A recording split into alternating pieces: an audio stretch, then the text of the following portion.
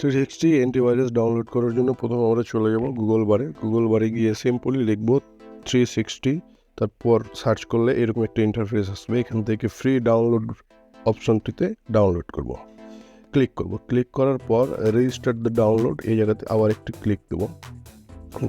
Click করার পর সফটওয়্যারটি ডাউনলোড হয়ে যাবে।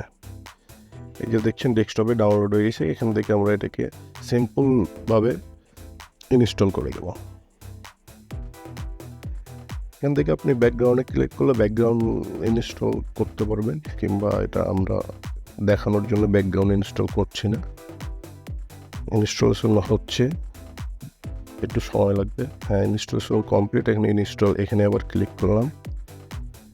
ক্লিক করার পর একটু ধৈর্য ধরতে হবে, ইনস্টল হচ্ছে।